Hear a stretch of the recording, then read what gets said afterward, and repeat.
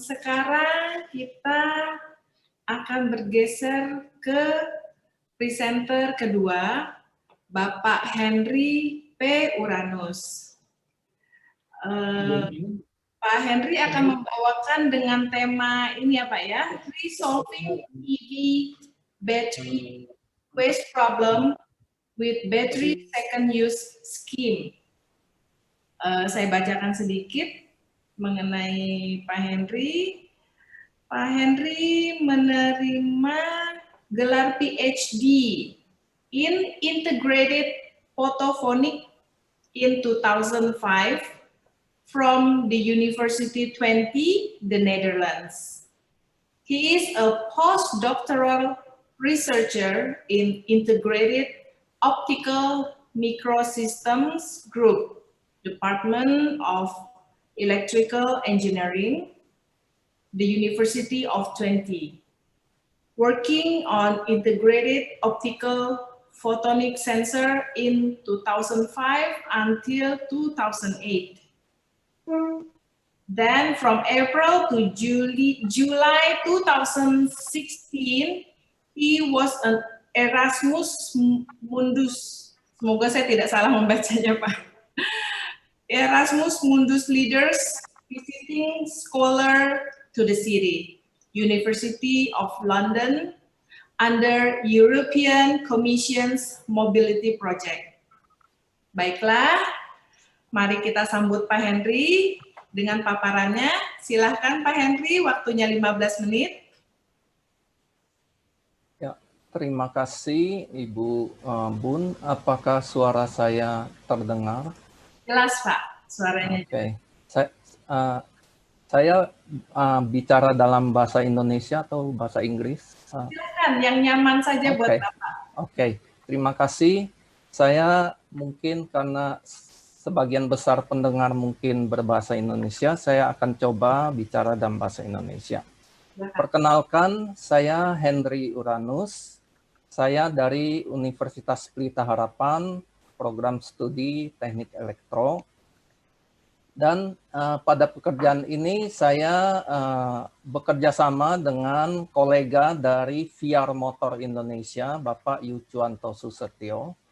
Kami akan membahas mengenai bagaimana mengatasi masalah baterai bekas pakai dari kendaraan listrik. Nah, yang kami kerjakan adalah yang disebut baterai second use. Jadi baterai bekas pakai kendaraan listrik dipakai lagi untuk keperluan lain. Ya, ini adalah topik-topik yang kita akan bicarakan. Saya mulai saja. Studi di Cina menunjukkan bahwa harga cost of ownership, jadi sudah termasuk biaya pembelian, biaya perawatan, bahan bakar, dan sebagainya, izin, dan sebagainya, untuk kendaraan listrik itu jauh lebih murah daripada kendaraan berbahan bakar bensin. Ya. Misalnya, sepeda listrik itu sepertiga sepeda, dan mungkin sepeda motor itu tidak beda banyak mungkin ya, sepertiga dari motor bensin, 1/10 dari mobil, dan masih lebih murah dari transportasi umum. Itu studi di Cina tahun 2007. Kemudian kita melihat bahwa produksi dari kendaraan listrik ya, secara khusus sepeda motor itu naik secara eksponensial. Kemudian kita juga melihat bahwa ada beberapa negara yang mulai karena demi kepentingan lingkungan mulai melakukan tahun sekian kami akan stop produksi kendaraan berbahan bakar fosil ya. Jadi mereka mulai dengan regulasi pelan-pelan akan menuju ke EV.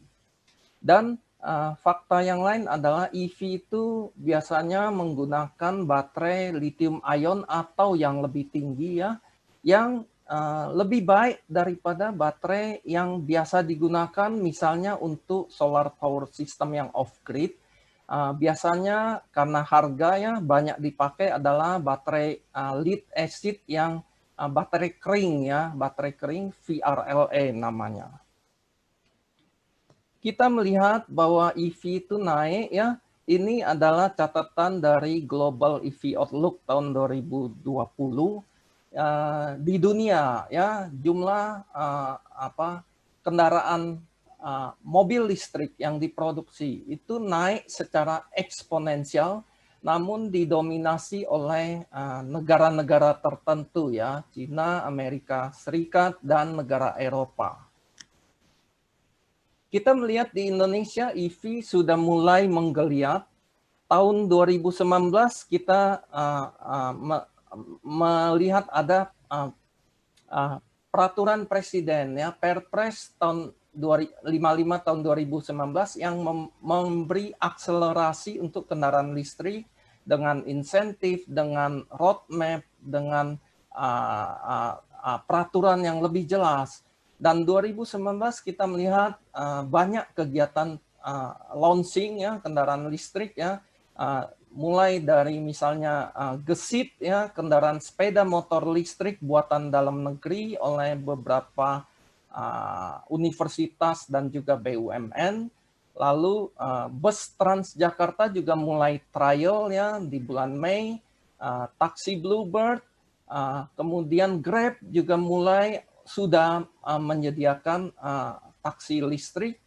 Lalu ada jasa-jasa sewa motor listrik ya. Sebagai contoh, VR itu mempunyai yang disebut V-Rent. Kemudian ada juga yang kuning ini Mygo juga mempunyai jasa sewa motor listrik. Dan di bulan September kita melihat launching dari Nissan e-Power ya, kendaraan hybrid ya, hybrid listrik dan motor bakar jadi satu. Kita melihat ini catatan tentang jumlah kendaraan listrik di Jabodetabek ya.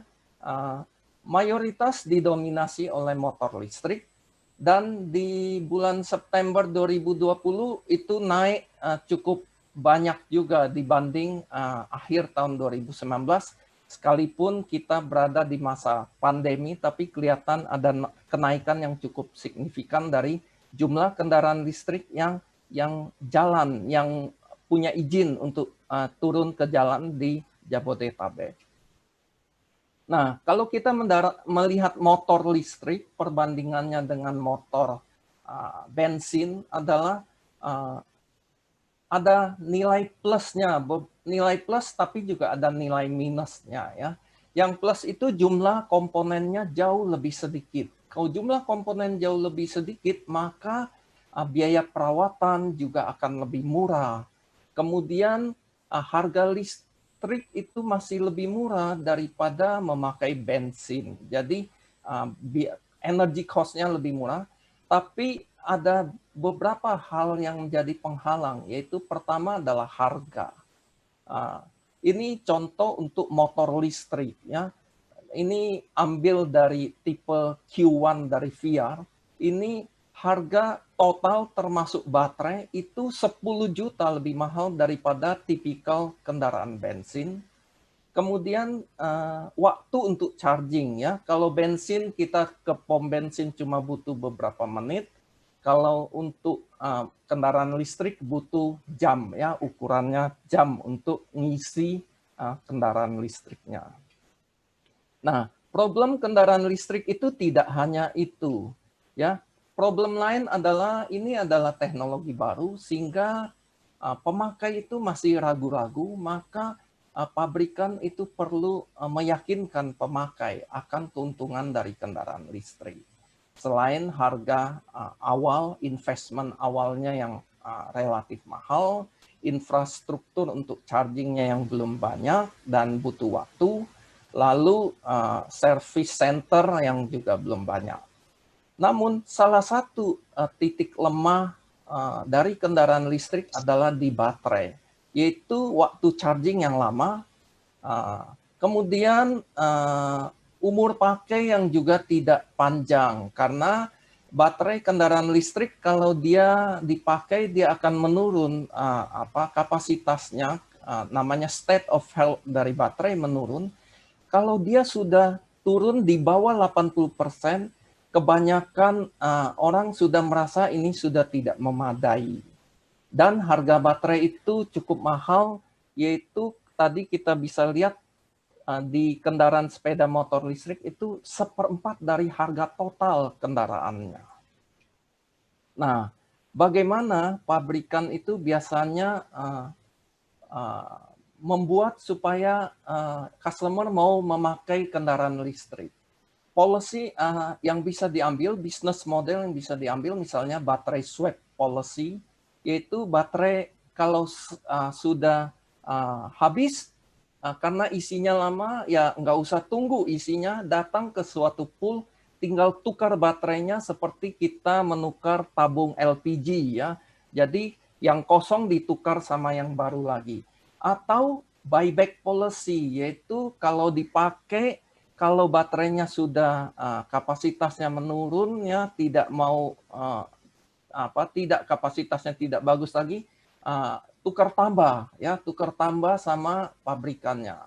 Kemudian jasa penyewaan, karena daripada customer itu ambil risk untuk ngambil teknologi baru yang dia masih ragu-ragu, pabrikan bisa menyediakan jasa sewa kendaraan listrik atau berkolaborasi dengan operator ojek online ya, misalnya Gojek dan sebagainya, dengan menyediakan cicilan murah untuk drivernya supaya cost of ownership-nya itu menurun.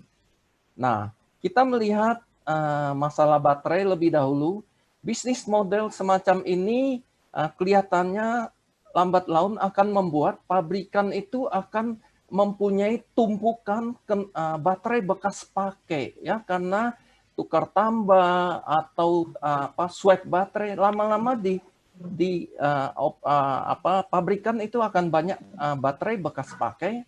Lalu apakah baterai ini harus langsung lari ke industri recycle ya, baterai bekas pakai ini sesuai dengan Perpres nomor 55 tahun 2019.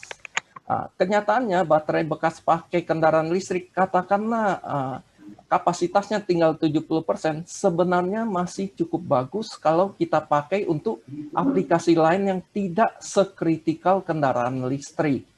Apalagi kalau kita pakai untuk yang disebut depth of discharge-nya rendah, maka umur pakai baterai masih bisa cukup panjang.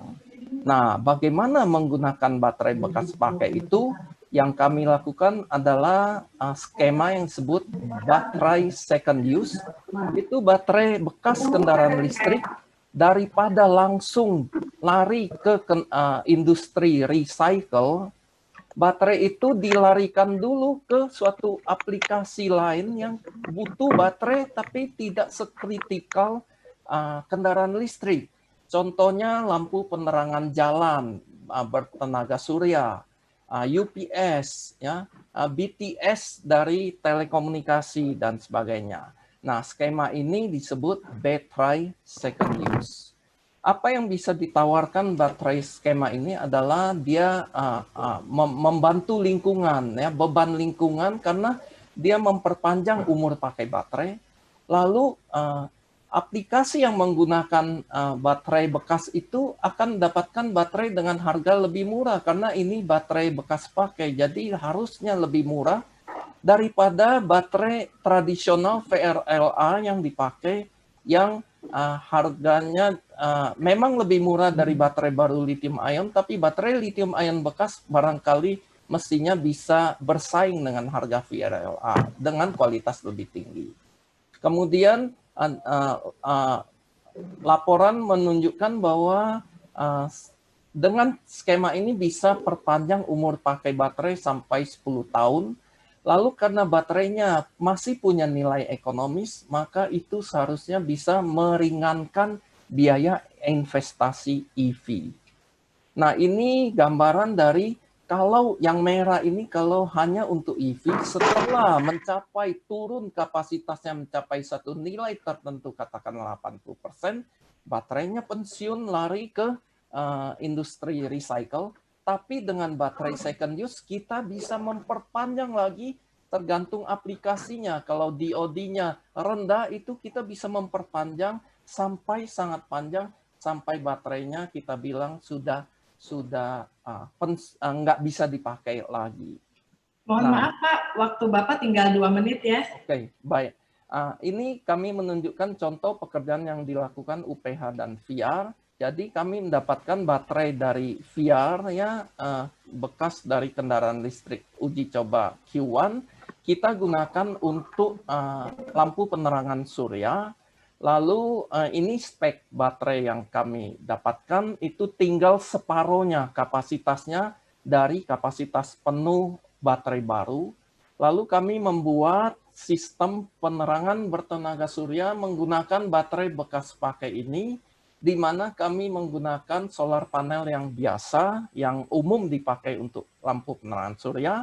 Ini adalah sirkuit yang kami develop. Ini pada prinsipnya sirkuit analog untuk uji coba ya sebagai light switch dan over discharge protection.